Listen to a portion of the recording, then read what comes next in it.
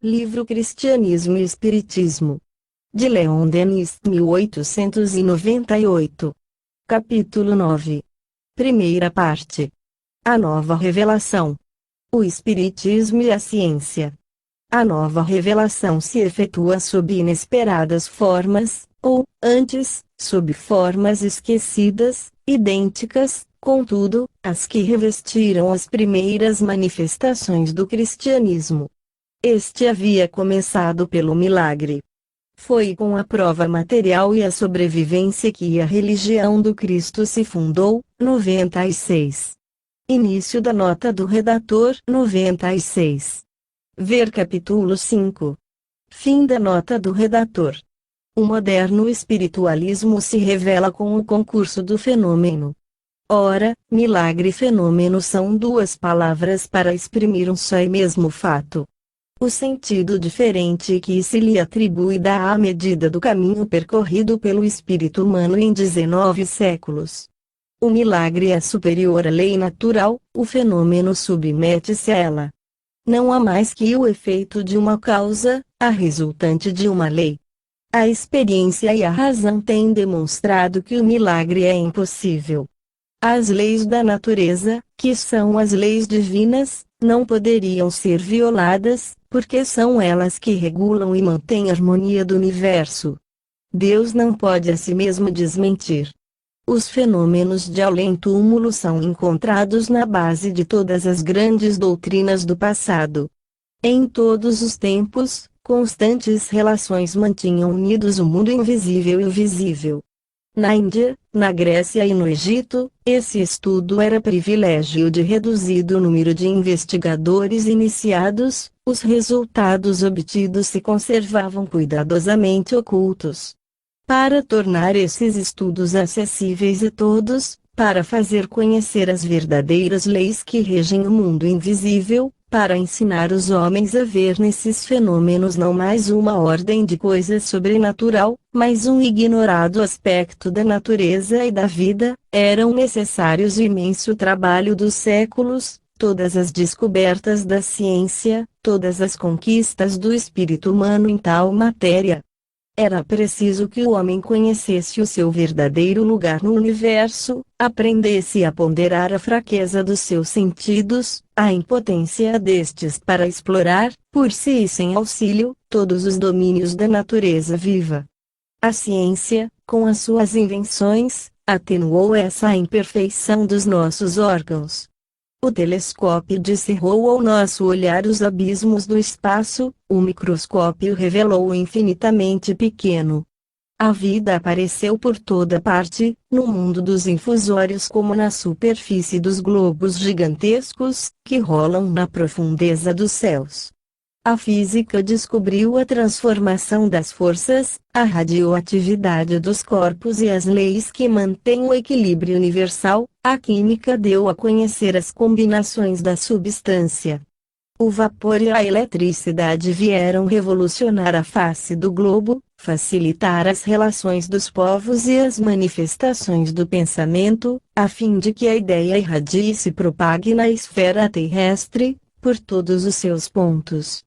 O espírito humano pôde mergulhar os olhos nessa grande Bíblia da natureza, nesse livro divino que ultrapassa, em toda a sua majestade, as Bíblias humanas. Aí leu ele, correntemente, as fórmulas e as leis que presidem as evoluções da vida, a marcha do universo. Agora vem o estudo do mundo invisível completar essa magnífica ascensão do pensamento e da ciência. O problema da outra vida ergue-se diante do espírito humano com um poder, uma autoridade, uma insistência, como nada, talvez, de semelhante se produziu jamais na história. Porque nunca se tinha visto, assim, um conjunto de fatos, de fenômenos a princípio considerados impossíveis, que não despertavam, no conceito da maioria dos nossos contemporâneos, senão a antipatia e o sarcasmo, acabar impondo-se a atenção e ao exame dos mais competentes e autorizados. Em meados do século transato, o homem, iludido por todas as teorias contraditórias, por todos os sistemas deficientes com que pretenderam nutrir-lhe o pensamento, deixava-se embalar pela dúvida, perdia cada vez mais a noção da vida futura. Foi então que o mundo invisível veio ter com ele e o perseguiu até em sua própria casa. Por diversos meios, os mortos manifestaram-se aos vivos. As vozes de além-túmulo falaram. Os mistérios dos santuários orientais, os fenômenos ocultos da Idade Média, depois de longo silêncio, se renovaram e nasceu o Espiritismo. Foi além-mar, num mundo novo e rico de energia vital, de ardente expansão, menos escravizado que a velha Europa ao espírito de rotina e aos preconceitos do passado. Foi na América do Norte que se produziram as primeiras manifestações do moderno espiritualismo. De lá se espalharam por todo o globo. Essa escolha era profundamente judiciosa. A livre América era, justamente, o meio propício para a obra de difusão e renovação. Por isso, nela se contam hoje 20 milhões de neo-espiritualistas. De um lado, porém, como do outro do Atlântico, foram idênticas as fases de progressão da ideia espírita. Nos dois continentes, o estudo do magnetismo e dos fluidos havia preparado certos espíritos para a observação do mundo invisível. A princípio, fatos estranhos se produziram de todos os lados, fatos de que se não atreviam as pessoas a falar senão a meia voz, na intimidade. Depois, pouco a pouco, elevou-se o diapasão.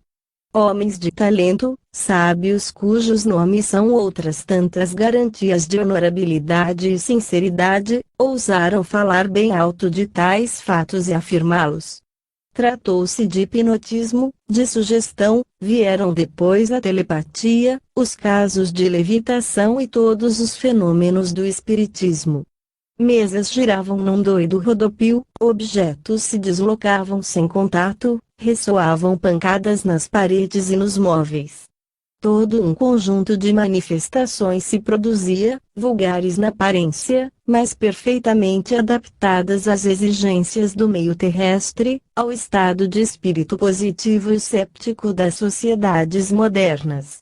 O fenômeno falava aos sentidos, porque os sentidos são como as brechas por onde o fato penetrará até o entendimento. As impressões produzidas no organismo despertam a surpresa, provocam a investigação, levam à convicção. Depois da primeira fase, material e grosseira, as manifestações revestiram um novo aspecto. As pancadas vibradas se regularizaram e tornaram um modo de comunicação inteligente e consciente. A possibilidade de relações entre o mundo visível e o invisível surgiu como fato extraordinário, subvertendo as ideias estabelecidas, abalando os ensinos habituais, mas franqueando sobre a vida futura umbrais que o homem hesitava ainda em transpor, deslumbrado como estava com as perspectivas que se lhe entolhavam. À medida que se ia propagando, via o espiritismo levantarem-se contra ele numerosas oposições. Como todas as concepções novas, teve que afrontar o desprezo, a calúnia, a perseguição moral. Do mesmo modo que a ideia cristã em seu começo, foi cumulado de animosidade e de injúrias. É sempre assim. Quando novos aspectos da verdade se apresentam aos homens, é sempre a desconfiança e a hostilidade o que provocam. E isso é fácil de compreender. A humanidade esgotou as velhas formas do pensamento e da crença, e quando as novas, inesperadas formas da verdade se revelam, parece corresponderem muito pouco ao ideal antigo, que está enfraquecido, mas não morto. Por isso, é necessário um período assaz longo de exame, de reflexão, de incubação, para que a ideia nova abra caminho nos espíritos. Daí as incertezas e sofrimentos da primeira hora. Muito se tem ridiculizado as formas que o novo espiritualismo revestia. Mas as potências invisíveis que velam pela humanidade são melhores juízes que nós, dos meios de ação e de atração que convém adotar, conforme os tempos e os lugares, para conduzir o homem à noção do seu papel e dos seus destinos, sem lhe estorvar o livre-arbítrio. Porque está nisso essencial, é preciso que a liberdade do homem seja integralmente respeitada. A vontade superior sabe apropriar as necessidades de uma época e de uma raça as novas formas da revelação eterna.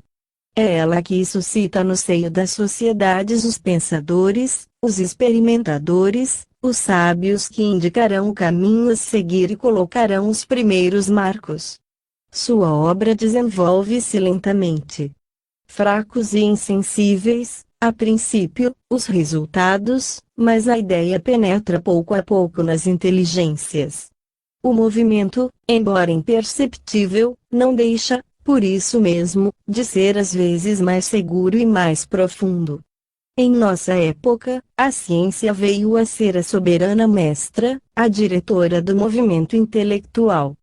Fatigada das especulações metafísicas e dos dogmas religiosos, a humanidade reclamava provas palpáveis, sólidas bases em que pudesse repousar as suas convicções. Apegava-se ao estudo experimental, à observação dos fatos como a uma tábua de salvação. Daí, o grande crédito dos homens de ciência no momento que atravessamos. Por isso é que a revelação tomou um caráter científico. Foi por meio de fatos materiais que se atraiu a atenção dos homens, tornados eles próprios materiais. Os misteriosos fenômenos que se encontram disseminados na história do passado renovaram-se e multiplicaram-se ao redor de nós, sucederam-se em ordem progressiva, que parece indicar um plano preconcebido, decorrente de um pensamento, de uma vontade. Efetivamente, à proporção que o novo espiritualismo ganhava terreno, transformavam-se os fenômenos. As manifestações grosseiras do princípio se modificavam, revestiam caráter mais elevado. Médiuns recebiam, por meio da escrita, de um modo mecânico ou intuitivo, comunicações, inspirações de estranha fonte. Instrumentos de música tocavam sem contato. Escutavam-se vozes e cantos, melodias penetrantes parecia de serem do céu e perturbaram os mais incrédulos. A escrita direta produzia-se do lado interior de ardósias justapostas e lacradas. Fenômenos de incorporação permitiam aos falecidos tomar posse do organismo de um sensitivo adormecido. Gradualmente, e como que em consequência de um desdobramento calculado, apareciam os médiuns videntes, falantes, curadores. Finalmente, os habitantes do espaço, revestindo temporários invólucros, vinham misturar-se com os humanos, vivendo um instante da sua vida material e terrestre, deixando-se ver, palpar, fotografar, dando impressões de mãos, de rostos, esvaecendo-se em seguida para retomar o seu estado etéreo. Assim que, há cerca de meio século, todo um encadeamento de fatos se produziu, desde os mais inferiores e vulgares, até os mais transcendentes, conforme o grau de elevação das inteligências que intervinham. Toda uma ordem de manifestações se desdobrou sob as vistas de observadores atentos. Por isso, a despeito das dificuldades de experimentação, a despeito dos casos de impostura e das formas de exploração a que esses fenômenos algumas vezes serviram de pretexto, a apreensão e a desconfiança diminuíram pouco a pouco, o número dos verificadores foi crescendo sempre. De 50 anos para cá, em todos os países o fenômeno espírita tem sido objeto de frequentes investigações, empreendidas e dirigidas por comissões científicas. Cépticos sábios, professores célebres, de todas as universidades do mundo, têm submetido esses fatos a um exame profundo e rigoroso. Sua intenção era, a princípio, fazê-lo sobre o que acreditavam resultado de fraudes ou alucinações. Todos, porém, incrédulos como eram, após anos de consciencioso estudo e repetidas experimentações, abriram mão das suas prevenções e se inclinaram perante a realidade dos fatos. Quanto mais se tem examinado e escrutado o problema, tanto mais numerosos é grave e expressivo se tem revelado os casos de identidade, as provas da persistência da personalidade humana no além-túmulo. As manifestações espíritas, verificadas aos milhares em todos os pontos do globo, demonstraram que um mundo invisível se agita em torno de nós, ao nosso alcance, um mundo em que vivem em estado fluídico todos os que nos precederam na Terra, que aqui lutaram e sofreram, e constituem, para além da morte, uma segunda humanidade. O novo espiritualismo apresenta-se hoje com um cortejo de provas, um conjunto de testemunhos tão imponente, que já não é possível a dúvida para os investigadores de boa fé. Era o que, nestes termos, externava o professor Challis, da Universidade de Cambridge. Os atestados têm sido tão abundantes e completos, os testemunhos têm vindo de tantas fontes independentes entre si de um número tão considerável de assistentes, que é forçoso, ou admitir as manifestações tais como nulas representam, ou renunciar à possibilidade de certificar um fato, qualquer que seja, mediante um depoimento humano. 97. Início da nota do redator. 97. Russell Wallace, O Moderno Espiritualismo, página 139. Fim da nota do redator. Por isso o movimento de propagação se acentuou cada vez mais. Na hora atual, assistimos a uma verdadeira expansão da ideia espírita. A crença no mundo invisível se espalhou por toda a superfície da Terra. Em toda parte o Espiritismo possui as suas sociedades de experimentação, os seus vulgarizadores, os seus jornais. Insistamos num ponto essencial. O erro ou o cepticismo do homem, relativamente à existência do mundo invisível, era devido a uma causa única, a incapacidade da sua organização para lhe fornecer uma ideia completa das formas e possibilidades da vida.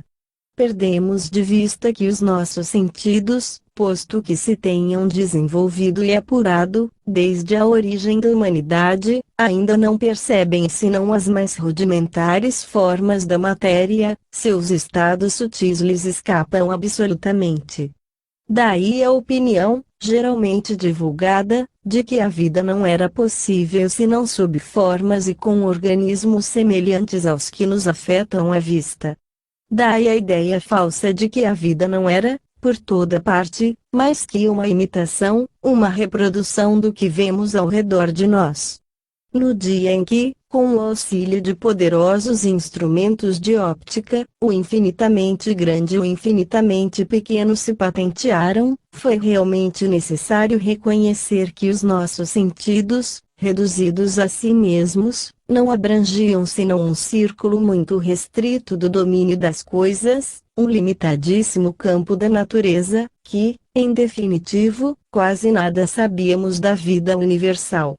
Em época muito mais recente, ainda não conhecíamos da matéria senão os seus três modos mais elementares, os sólidos, os líquidos e os gases. Nada sabíamos das inúmeras transformações de que é suscetível. Foi somente há uns 30 anos que o quarto estado da matéria, o estado radiante, se tornou conhecido dos sábios. W. Crookes, o acadêmico inglês, foi o primeiro que verificou a sua existência e as suas experiências espíritas, continuadas por espaço de 3 anos, não foram estranhas a essa descoberta. Ele conseguiu demonstrar que a matéria, tornada invisível, reduzida a quantidades infinitesimais, adquire energias e potencialidades incalculáveis, e que essas energias aumentam sem cessar, à medida que a matéria se rarefaz. Mais recentemente, investigações de numerosos sábios vieram confirmar essas descobertas. Pouco a pouco a ciência abordou o domínio do invisível, do intangível, do imponderável. Forçoso foi reconhecer que o estado radiante não é o último que a matéria possa revestir, além desse, ela se apresentou sob aspectos cada vez mais sutis e quintessenciados, rarefazendo-se quase ao infinito, sem deixar de ser a forma possível, a forma necessária da vida. O que a ciência começa apenas a entrever, os espíritas sabiam-no há muito pela revelação dos espíritos. Eles tinham vindo assim a saber que o mundo visível não é mais que ínfima porção do universo, que fora do que incide sob os nossos sentidos, a matéria, a força e a vida se apresentam sob formas variadas, sob inúmeros aspectos, que nós estamos rodeados, envolvidos de radiações invisíveis para nós, em razão da grosseria dos nossos órgãos. As experiências científicas vêm hoje demonstrar todas essas noções. A comprovação desses modos de energia, a existência dessas formas sutis da matéria fornecem, ao mesmo tempo, a explicação racional dos fenômenos espíritas. É aí que os invisíveis aurem as forças de que se servem em suas manifestações físicas, é com elementos da matéria imponderável que são formados os seus invólucros, os seus organismos. Os investigadores de boa fé não tardaram a reconhecê-lo. Depois da descoberta da matéria radiante, a ciência avançou passo a passo nesse vasto império do desconhecido. Todos os dias vêm-na confirmar, mediante novas experiências, o que o espírito humano, mais clarividente que os nossos sentidos, há muito pressentira. A ciência havia começado por fotografar os raios invisíveis do espectro solar, os raios ultravioleta e infravermelho, que não nos impressionam a retina. Obteve, depois, a reprodução, na placa sensível, de grande número de mundos estelares, de estrelas longínquas, de astros perdidos nas profundezas do espaço, a uma distância tal que as suas irradiações luminosas escapam, não só à nossa vista, mas, às vezes, mesmo ao telescópio. Sabe-se que as sensações de luz, como as de som, calor, etc., são produzidas por determinada quantidade de vibrações do éter. A retina, órgão da vista, percebe, em certos limites, as ondas luminosas. 98. Início da nota do redator. 98.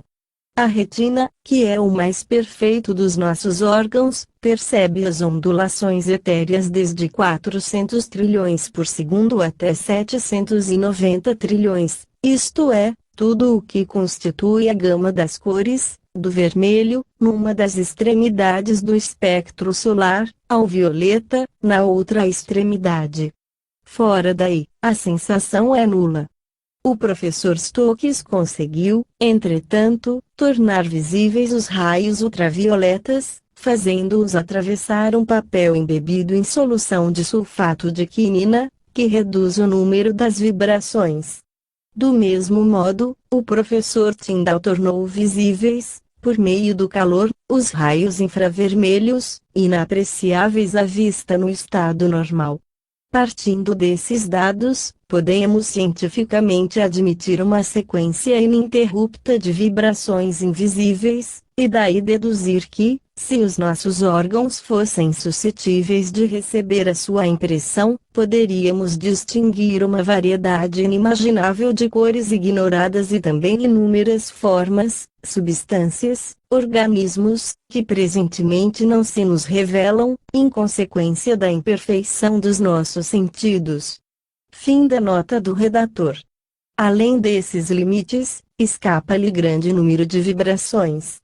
Ora, essas vibrações, inapreciáveis para nós, podem ser percebidas pela placa fotográfica, que é mais sensível que a vista humana, o que permite dizer que a objetiva fotográfica é como um olhar projetado ao invisível. Temos disso ainda urna prova na aplicação dos raios X, dos raios obscuros de Röntgen, à fotografia. Esses raios, posto que invisíveis, têm o poder de atravessar certos corpos opacos, tais como o tecido, a carne, a madeira, e permitem reproduzir objetos ocultos a todos os olhos, como o conteúdo de uma bolsa, de uma carta, etc. penetram nas profundezas do organismo humano, e as mínimas particularidades da nossa anatomia não são mais segredo para eles. A utilização dos raios X tende a generalizar-se cada vez mais e nos mostra que considerável partido a ciência do futuro poderá tirar das formas sutis da matéria, quando a souber acumular e dirigir. A descoberta da matéria luminosa e de suas aplicações é de um alcance incalculável. Não somente prova que além dos nossos sentidos se desdobram, gradualmente, formas da matéria unicamente perceptíveis mediante aparelhos que as registram, mas, também, que essas formas e radiações, à medida que aumentam de sutileza, adquirem mais força e maior penetração. Habituamo-nos, assim, a estudar a natureza sob os seus recônditos aspectos, que são os do seu maior poder. Nessas manifestações ainda mal definidas da energia encontramos a explicação científica de inúmeros fenômenos como as aparições, a passagem dos espíritos através dos corpos sólidos, etc. A aplicação dos raios Röntgen à fotografia nos faz compreender o fenômeno da vista dupla dos médiuns e o da fotografia espírita. Efetivamente, se placas podem ser influenciadas por invisíveis raios, por irradiações da matéria imponderável, que penetram os corpos, com mais forte razão os fluidos quintessenciados, de que se compõe o invólucro invisível dos espíritos, podem, em certas condições, impressionar a retina dos médiuns, aparelho delicado e complexo como não é a placa de vidro.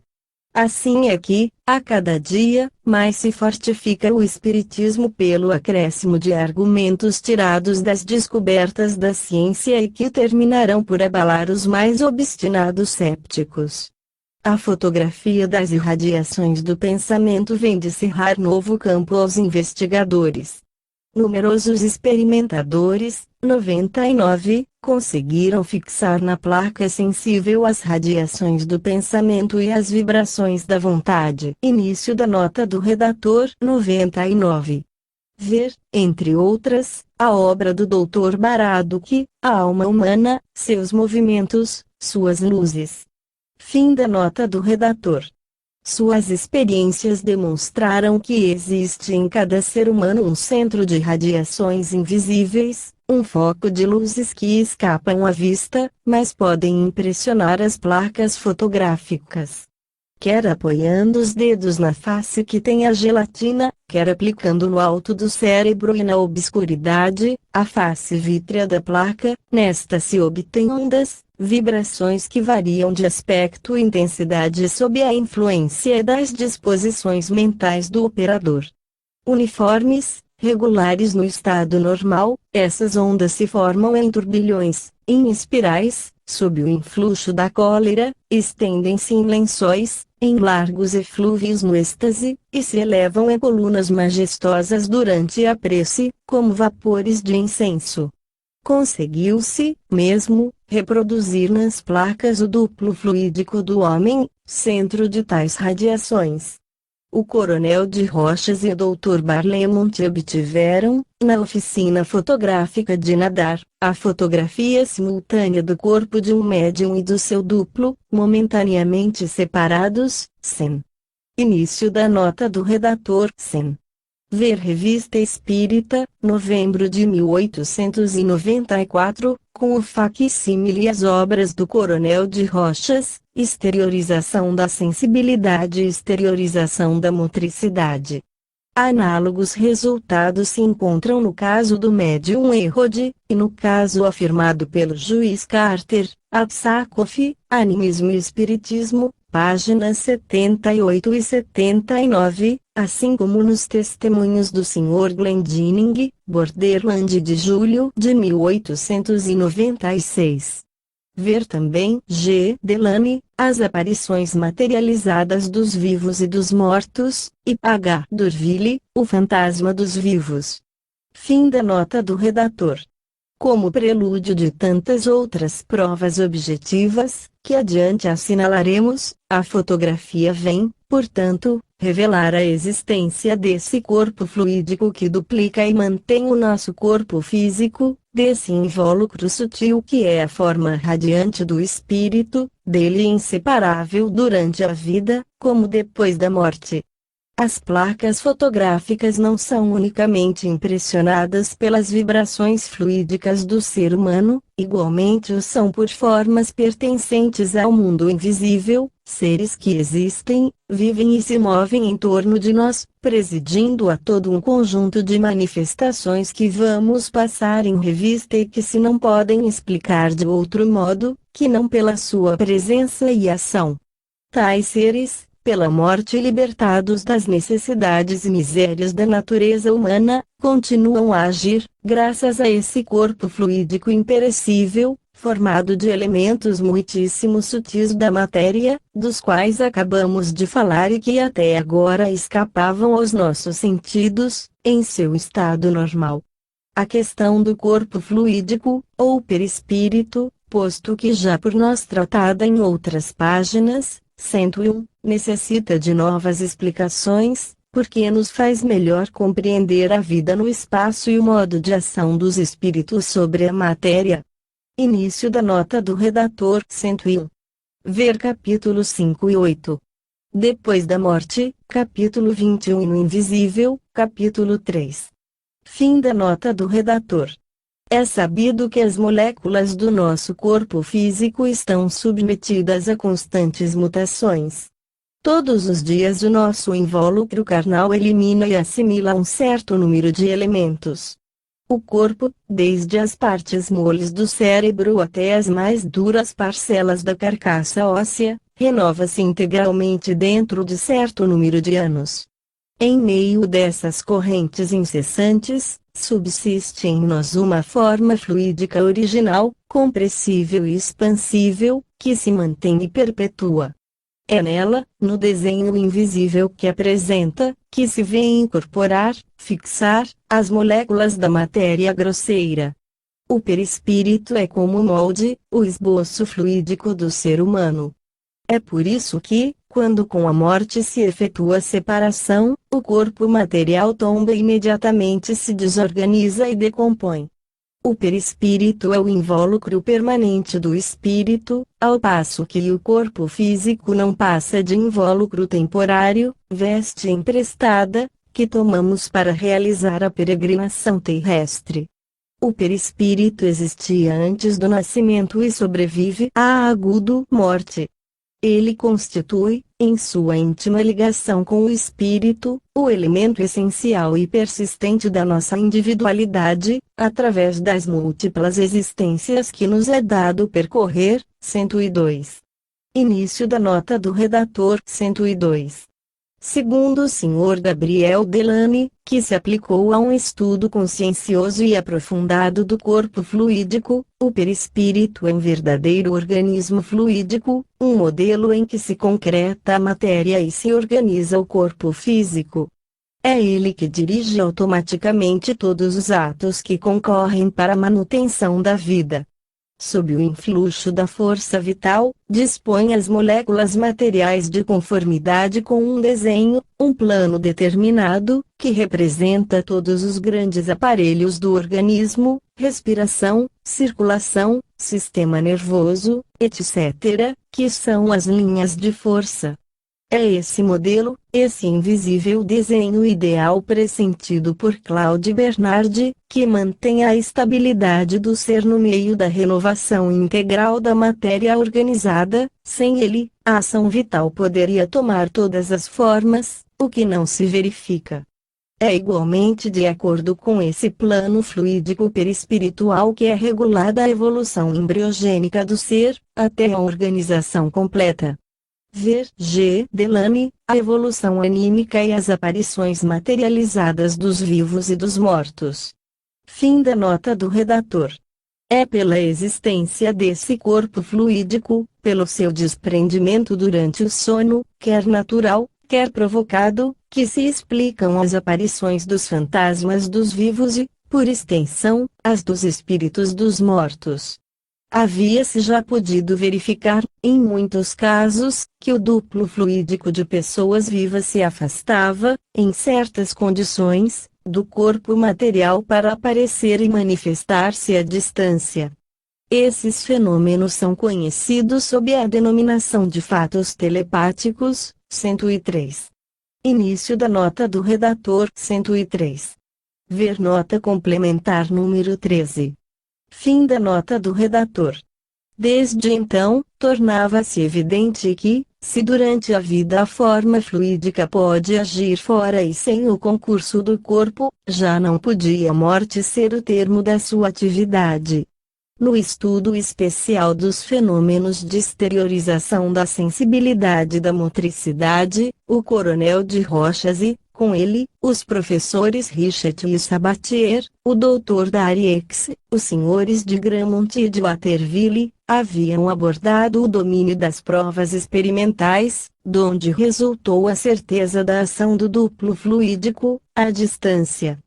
Os sábios ingleses, por sua vez, averiguaram, em numerosos casos, que formas fluídicas de espíritos desencarnados se tornavam visíveis por via de condensação, ou, antes, de materialização, como o vapor d'água espalhado, em estado invisível, na atmosfera pode, mediante sucessivas transformações, tornar-se visível e tangível, no estado de congelamento.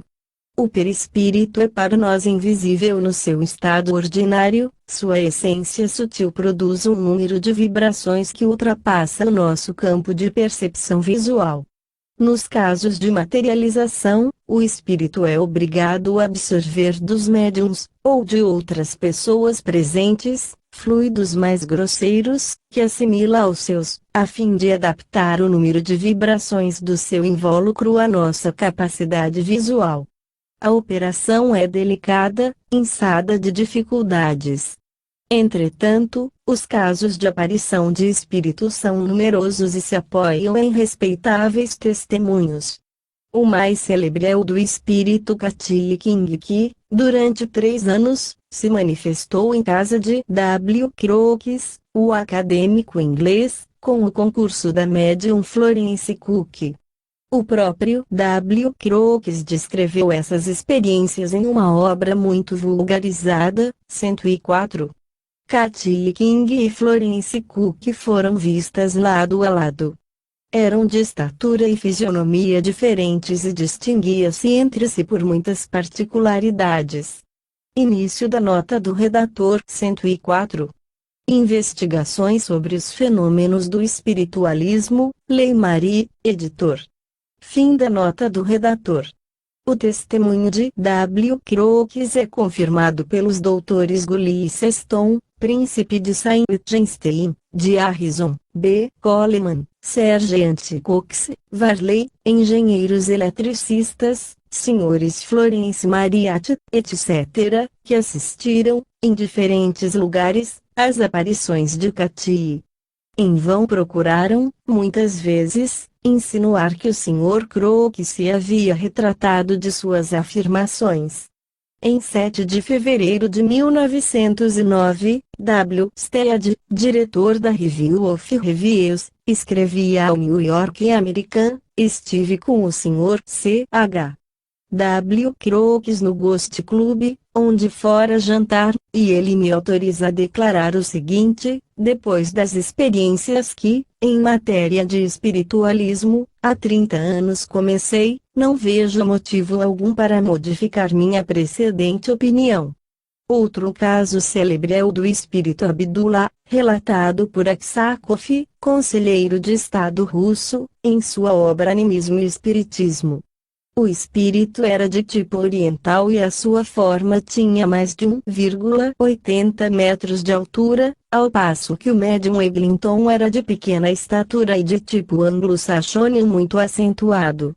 Um sábio americano, Robert Dale Owen, antigo embaixador dos Estados Unidos em Nápoles, consagrou 6 anos às experiências de materialização. Declarou ter visto centenas de formas de espíritos. Em sessão promovida pela Sociedade de Investigações Psíquicas dos Estados Unidos, a qual assistia o Reverendo Savage, célebre pregador, 30 espíritos materializados apareceram à vista dos assistentes, que neles reconheceram parentes e amigos falecidos. Essas manifestações são frequentes na América. 105. Início da nota do redator. 105. Ver o Psiquismo Experimental, por A. Ernie, página 184. Ver também minha obra no Invisível, capítulo 20. Fim da nota do redator.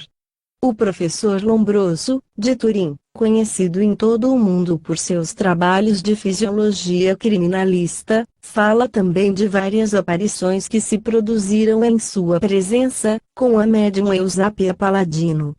Nestes termos o refere, em seu livro póstumo Recherche sui Phenomeni Hypnotici Spiritici, a primeira aparição de seu genitor.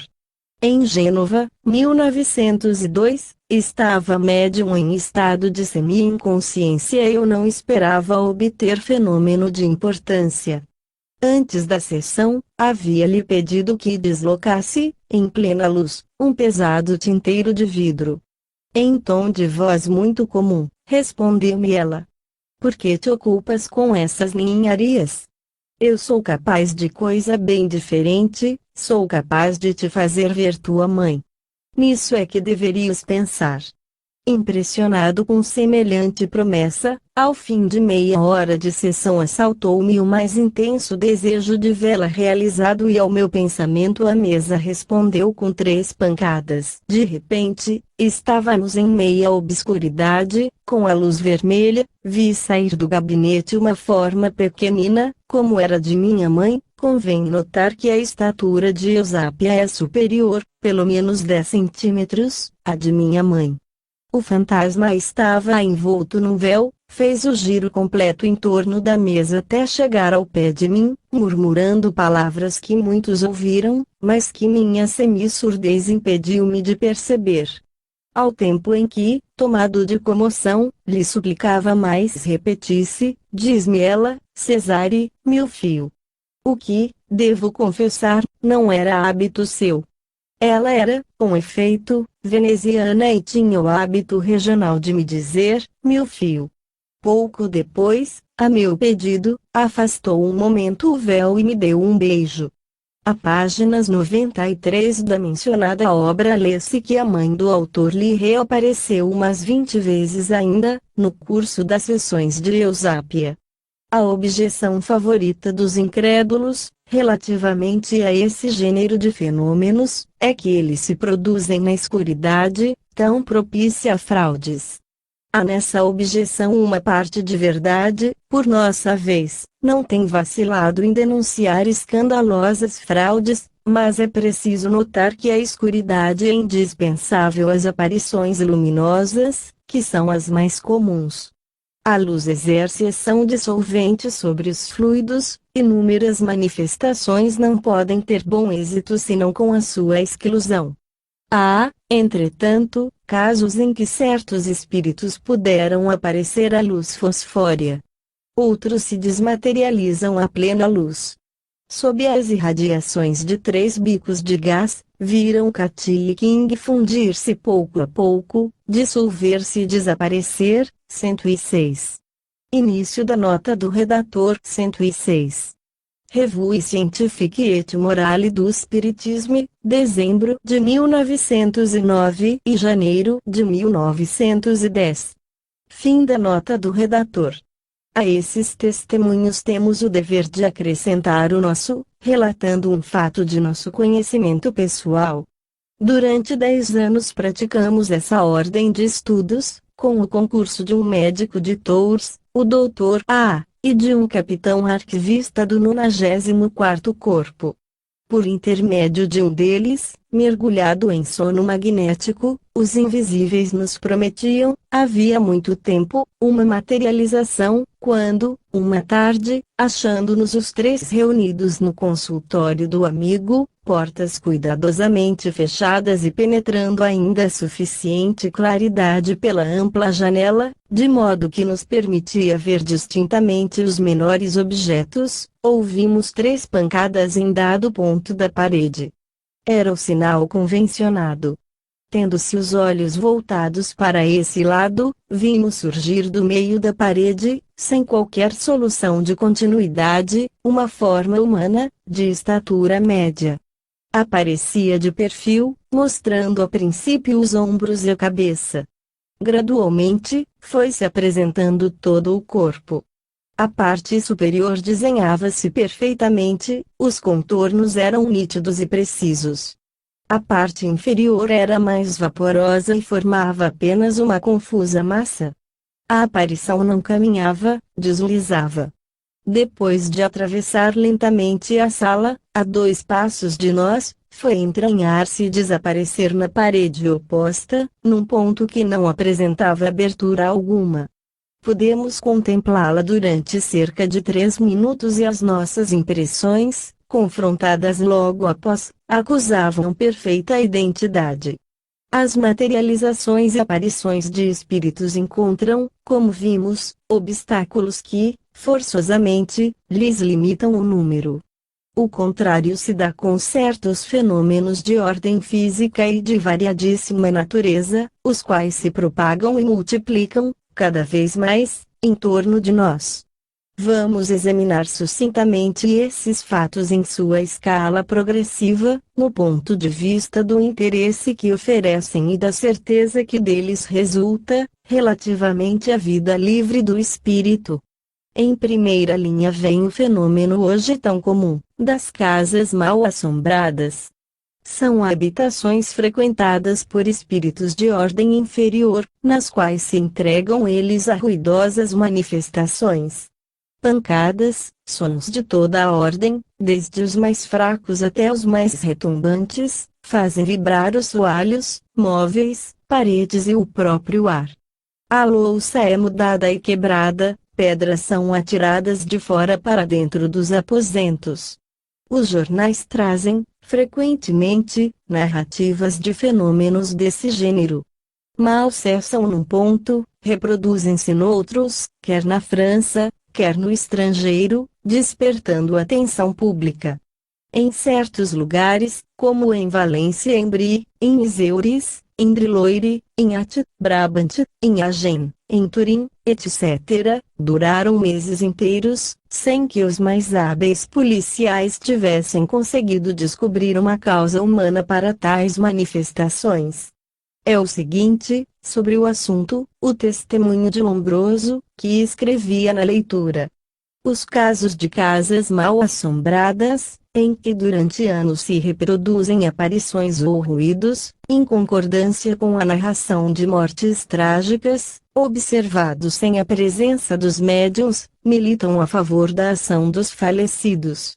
Trata-se muitas vezes de casas desabitadas, onde não raro se observam tais fenômenos durante várias gerações e mesmo até durante séculos. 107. Início da nota do redator. 107. J. Massuel Fenômenos Psíquicos, página 260. Fim da nota do redator. O Dr. Massuel, procurador-geral da Corte de Apelação de Bordeaux, encontrou acórdãos de diversos tribunais superiores, no século XVIII, anulando arrendamentos por motivo de serem mal assombrados os lugares.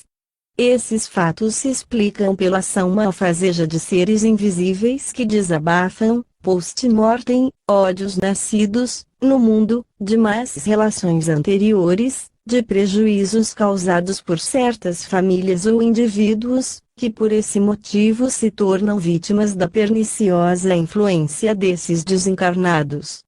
Assim, no plano geral de evolução, a própria liberdade do mal, o exercício das paixões inferiores atraindo, com a produção desses fenômenos, a atenção pública para o mundo ignorado, concorrem para a instrução e o progresso de todos. Malgrado a repugnância da ciência em geral, para ocupar-se de tais fatos, cada dia vemos crescer o número dos investigadores conscienciosos que, afastando-se das trilhas seguidas, se entregam à paciente observação do mundo invisível. Não há mês, semana, que não se registre um novo fato no domínio experimental. Os fenômenos de ordem física, a levitação de corpos pesados e o seu transporte à distância, sem contato, provocam muito especialmente a observação de alguns sábios. Falamos em outro lugar, 108, das experiências realizadas em 1892, em Nápoles e Milão, sob a direção de homens de ciência de várias nações. Início da nota do redator 108. Depois da morte no invisível. Fim da nota do redator. Processos verbais, por eles redigidos, reconhecem a intervenção de forças e vontades desconhecidas, na produção desses fenômenos. Análogas experiências foram depois efetuadas em Roma, em Varsóvia, em casa do Dr. Oshorowicz, na ilha de Roubaud, em casa do Sr. Richet, professor da Academia de Medicina de Paris, em Bordeaux, em Agnelas, perto de Voiron, Isère, em casa do Coronel de Rochas. Citemos ainda as do professor Bottazzi, diretor do Instituto de Fisiologia na Universidade de Nápoles, em maio de 1907, com assistência do professor Cardarelli, senador, de Galeotti, Pacini, Scarpa, de Amicis, etc. Essas experiências foram dirigidas com um método rigorosamente científico. Como, evidentemente, os sentidos podem enganar, empregaram-se aparelhos registradores que permitiram estabelecer, não somente a realidade, a objetividade do fenômeno, mas ainda a grafia da força física em ação. As cautelas adotadas pelo grupo de sábios acima indicados, sendo médium Eusápia Paladino, foram as seguintes. Na extremidade da sala, por trás de uma cortina, foi previamente colocada uma mesa com duas prateleiras pesando 21 quilos, e ocupando todo o espaço do gabinete a distância de 20 centímetros da cortina, mais ou menos. Sobre essa mesa foram dispostos um cilindro coberto de papel enfumaçado, movediço, em torno de um eixo ao qual fora fixada uma espécie de caneta cuja ponta atingia a superfície do cilindro. Imprimindo o movimento de rotação ao cilindro, aí a caneta registrava uma linha horizontal. 2. Uma balança de pesar cartas. 3. Um metrônomo elétrico de Zimmermann. O contato é estabelecido por uma ponta de platina que, a cada oscilação dupla da haste, mergulha em pequeno tubo de mercúrio, posto em comunicação com um aparelho avisador de express, situado num compartimento ao lado. 4. Um teclado telegráfico, ligado a um outro avisador de express. 5. Uma pera de caucho, ligada, por comprido tubo também de caucho, através da parede, a um manômetro de mercúrio de François Franck, situado no compartimento contíguo.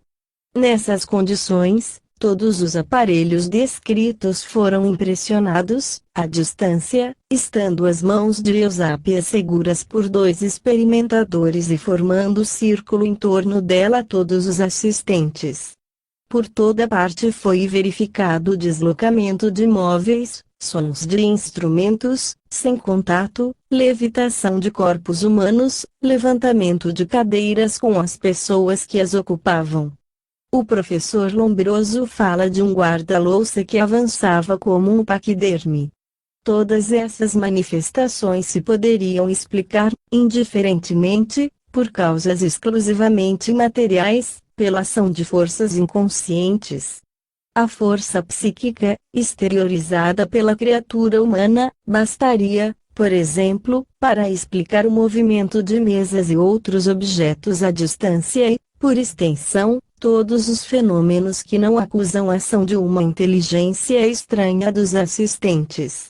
Mas o que complica o fenômeno e torna insuficiente essa explicação é que, na maior parte das sessões de que falamos, de par com o movimento de objetos e levitação de pessoas, produzem-se tateamentos, aparição de mãos luminosas e de formas humanas, que não são dos experimentadores. Os Análises de Ciências Psíquicas de 1º de fevereiro de 1903 relatam os seguintes fatos observados pelo Dr. Venzano, numa sessão em Milão, quando Eusápia se achava no máximo grau do transe. Vimos, eu e as pessoas que me ficavam próximas, aparecer do lado direito uma forma de mulher, sumamente cara, que me disse uma palavra confusa, tesouro, ao que me pareceu. Ao centro achava-se Eusápia adormecida, ao pé de mim, e por cima a cortina se entumeceu diversas vezes. Ao mesmo tempo, à esquerda, a mesa movia-se no gabinete. Um pequeno objeto era de lá transportado para a mesa do centro. Em Genova, o doutor Imoda observou que, enquanto o fantasma tirava da mão do Sr. Becker uma pena e lhe a restituía, outro fantasma se inclinava sobre Imoda. Outra feita, diz o narrador, ao mesmo tempo em que eu era acariciado por um fantasma, a princesa Rospoli sentia que uma mão lhe tocava a cabeça e Moda sentia, a seu turno, que outra mão lhe apertava a sua, com força. Ora, como explicar que a força física de um médium operasse ao mesmo tempo em 3 direções e com 3 diferentes objetivos? É possível concentrar a atenção assaz fortemente para obter fenômenos plásticos em 3 diversas direções. Algumas vezes áreas têm sido executadas em pianos fechados, vozes e cantos se fazem ouvir e, como em Roma, nas experiências do Dr. Santiangelo, penetrantes melodias, que nada têm de terrestres, mergulham os assistentes num enlevo que quase toca ao êxtase. Todos esses fenômenos têm sido obtidos com a presença de médiuns célebres, entre outros, G.C. Stafford e Eusápia Palladino. Agora, algumas explicações sobre a natureza e o verdadeiro papel da mediunidade, nos parecem indispensáveis. Nossos sentidos, dissemo-lo acima, não nos permitem conhecer mais que restrito setor do universo. Entretanto, o círculo dos nossos conhecimentos pouco a pouco se ampliou e crescerá ainda, à proporção que se aperfeiçoarem os nossos sentidos. Bastar-nos-ia possuir mais um sentido, uma nova faculdade psíquica, para ver descerrarem-se ante nós alguns domínios ignorados da vida, para ver ostentarem-se ao nosso alcance as maravilhas do mundo invisível. Ora, esses novos sentidos, essas faculdades que no futuro serão propriedade de todos, já o são de certas pessoas, em diferentes graus. São essas pessoas que designamos sob o nome de médiuns. É preciso, além disso, notar que em todos os tempos existiram indivíduos dotados de faculdades especiais, que lhes permitiam comunicar com o invisível. A história, os livros sagrados de todos os povos, deles fazem menção quase a cada página. Os videntes da Gália, os oráculos e pitonisas da Grécia, as sibilas do mundo pagão, os grandes e pequenos profetas da Judéia, outra coisa não eram senão os médiuns de nossos dias. As potências superiores sempre se utilizaram desses intermediários para fazer ouvir seus ensinos, suas exortações à humanidade.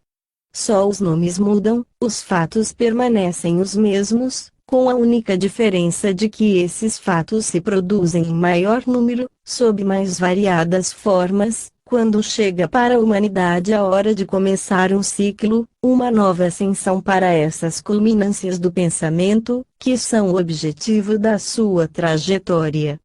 Convém acrescentar que os espíritos elevados não são os únicos a se manifestar, espíritos de todas as categorias gostam de entrar em relação com os homens, desde que encontrem para isso os meios.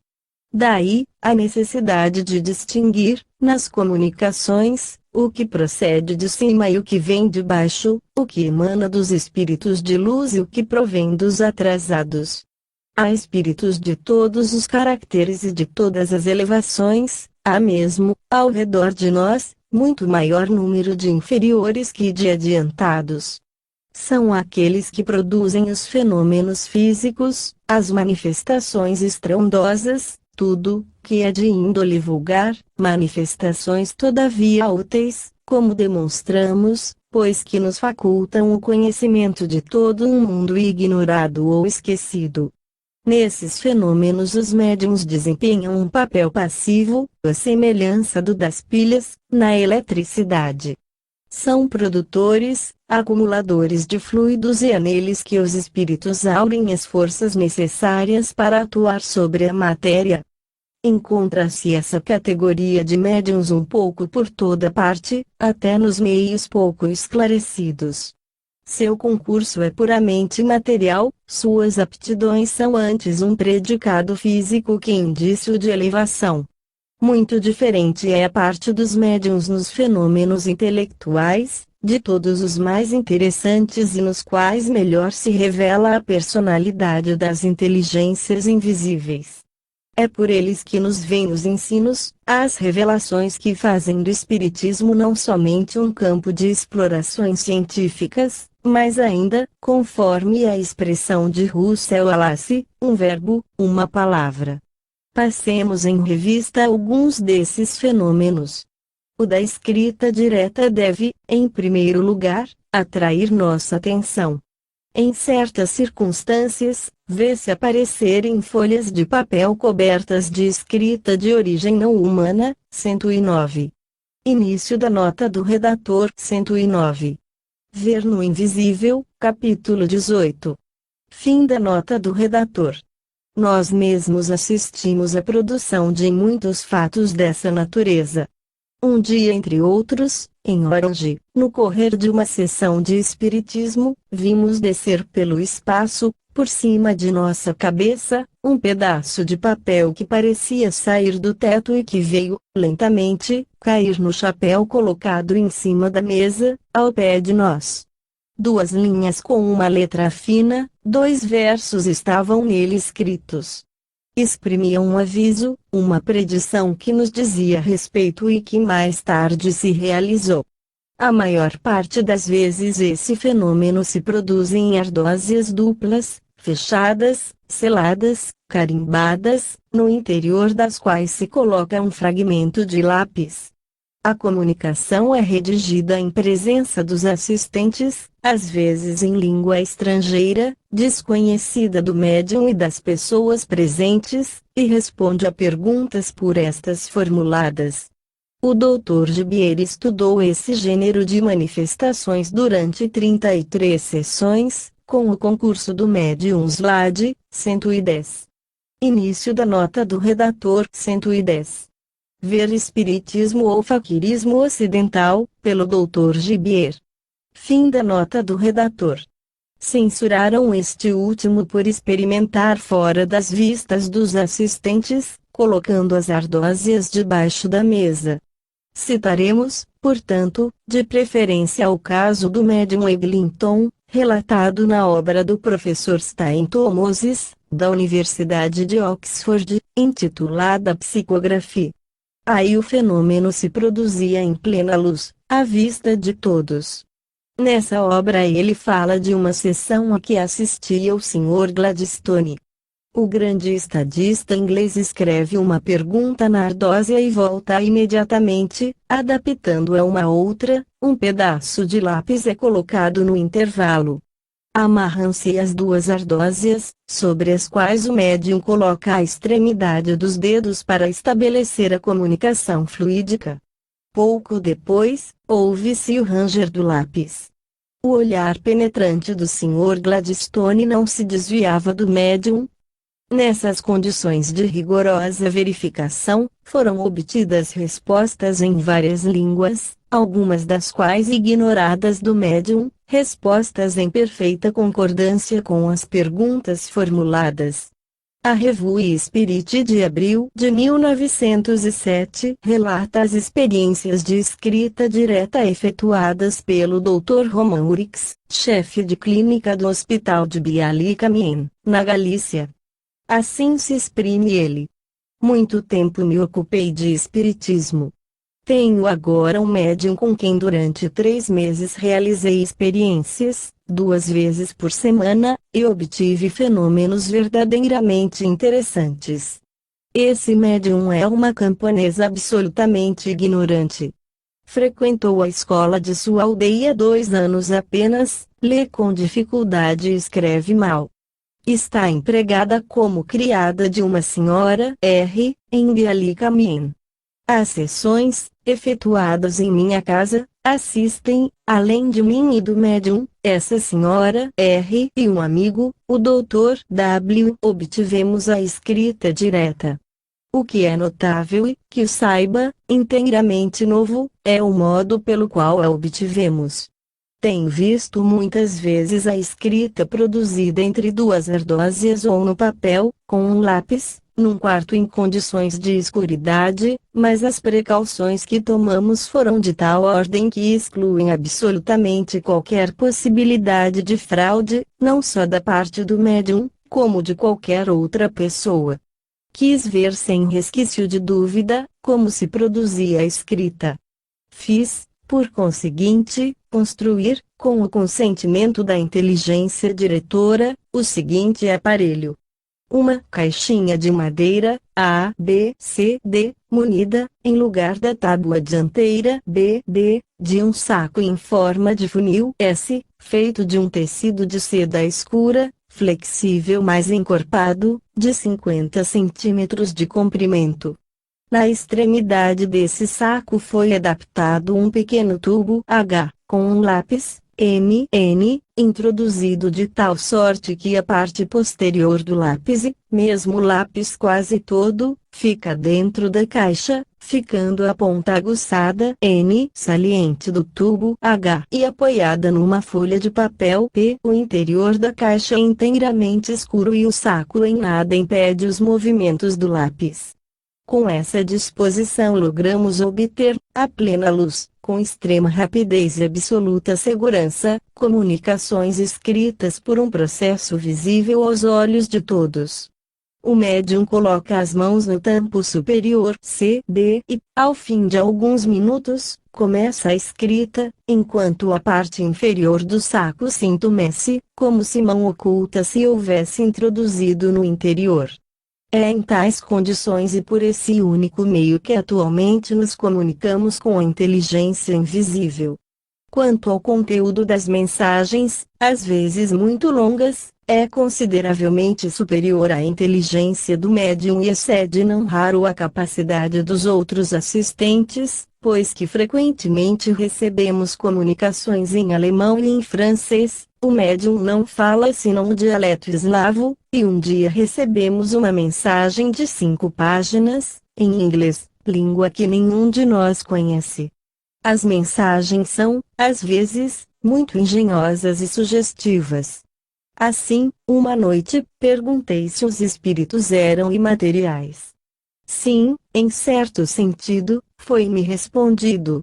Então, repliquei, estais fora do tempo e do espaço. Não. Como? Um ponto geométrico é também imaterial, pois que não tem dimensões, e entretanto está no espaço. O que acabo de dizer não constitui mais que uma comparação, porque nós outros, espíritos, temos dimensões, mas não como vós. Uma camponesa ignorante, de 14 anos, seria capaz de dar semelhantes respostas? Outro dia, recebemos uma prova de identidade indubitável. Durante a sessão o lápis escreveu, em caracteres inteiramente novos para nós, agradeço-lhe a injeção que me fez, quando estava em meu leito de morte. O senhor me aliviou. Carolina C. Perguntei a quem eram dirigidas essas palavras. Ao senhor, respondeu a inteligência. Quando se deu esse fato e quem sois? Perguntei. O lápis escreveu, no dia 18 de setembro de 1900, no hospital de Lemberg. Nesse ano era eu ainda estudante e trabalhava nesse estabelecimento como auxiliar de clínica. Era tudo de que me recordava a tal respeito. Dias depois da sessão, tive ensejo de ir a Lemberg. Dirigi-me ao hospital e encontrei, no registro de 1900, o nome em questão. Era de uma mulher de 56 anos, doente de câncer do estômago e que lá morrera. Fui então ao escritório dos assentamentos da polícia e perguntei se havia em Lemberg alguém com o nome de C. Informaram-me que havia uma professora com esse nome. Fui nesse mesmo dia procurá-la e como me dissesse ela haver perdido a mãe em 1900, mostrei-lhe a comunicação recebida por escrita direta. Com grande espanto, reconheceu a senhora, imediatamente, a letra e a assinatura de sua falecida mãe, exibindo cartas por esta escritas, que provavam, sem dúvida possível, a identidade da comunicante. Deu-me de bom grado uma dessas cartas. Entretanto, não me lembro de ter dado injeção de morfina em Carolina C. Muito mais comum que o precedente, é o fenômeno da escrita mediúnica. O sensitivo, sob um impulso oculto, traça no papel comunicações, mensagens em cuja redação o seu pensamento e vontade apenas tiveram parte mínima. Essa faculdade apresenta aspectos muito variados. Puramente mecânica em certos médiuns, que ignoram, no momento em que escrevem, a natureza e sentido das comunicações obtidas, a ponto de poderem alguns falar enquanto escrevem, desviar a atenção e trabalhar na escuridade. No maior número é ela semimecânica, neste caso o braço e o cérebro são igualmente influenciados, as palavras surgem ao pensamento do médium no próprio momento em que as traz o lápis. Às vezes, é puramente intuitiva e, por conseguinte, de natureza menos convincente e mais difícil de verificar. As comunicações obtidas por esses diferentes processos apresentam grande variedade de estilo e são de valor muito desigual. Na maior parte, não contêm senão banalidades, mas há também algumas notáveis pela beleza da forma e elevação do pensamento. Damos, a seguir, alguns exemplos, obtidos por diferentes médiuns. A prece. Médium, Sra. F. É chegado o momento de poder a inteligência, suficientemente desenvolvida no homem, compreender a ação, significação e alcance da prece. Certo de ser compreendido, posso, pois, dizer, não mais incredulidade, nem fanatismo, antes a completa segurança da força que Deus concede a todos os seres, quando a ele se eleva o pensamento. Na prece, na lembrança volvida a esse Pai, fonte inexaurível de bondade e caridade, longe de vós essas palavras aprendidas, que os lábios pronunciam num hábito adquirido, mas deixam um frio coração em seus impulsos. Reanimados e atraídos para ele pelo conhecimento da verdade, pela fé profunda e a verdadeira luz, enviai ao Eterno os vossos corações num pensamento de amor, de respeito, de confiança e abandono, em um transporte, enfim, de todo o ser, esse veemente impulso interior, único, a que se pode chamar prece. Desde a aurora, a alma que se eleva, pela prece, ao infinito, experimenta uma como primavera de pensamento que, nas circunstâncias diversas da existência, a conduz ao fim preciso, que lhe é designado.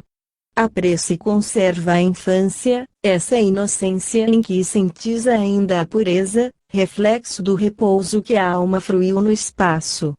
Para o adolescente é o freio repressor da impetuosidade, que nele brota como vigoroso fluxo, seiva geratriz, se é seguida, perda certa em caso de desfalecimento, mas resgate, se a alma pode sabe retemperar-se na prece. Depois, na idade em que, na plenitude de sua força e faculdade, o homem sente em si a energia que, muitas vezes, o deve conduzir às grandes coisas, a concentração em que se firma o pensamento, esse grito da consciência que lhe dirige os atos não é ainda a prece. E do fraco, poderoso amparo, não é a prece o consolo, a luz que o auxilia a dirigir-se, como o prisma do farol que indica ao náufrago a praia salvadora. No perigo, mediante estas duas palavras proferidas com fé, meu Deus, envia o homem toda uma prece ao Criador. Esse brado, essa deprecação ao Todo-Poderoso não exprime, como recordação, o instinto do socorro que ele espera receber? O marinheiro exposto aos perigos, a míngua de todo socorro em meio dos elementos desencadeados, formula em sua fé profunda um voto, é prece cuja sinceridade sobe radiosa aquele que o pode salvar.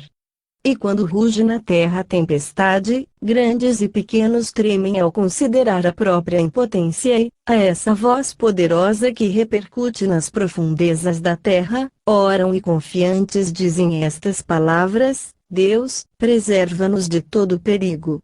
Abandono completo, na prece, aquele que, por sua vontade, tudo pode.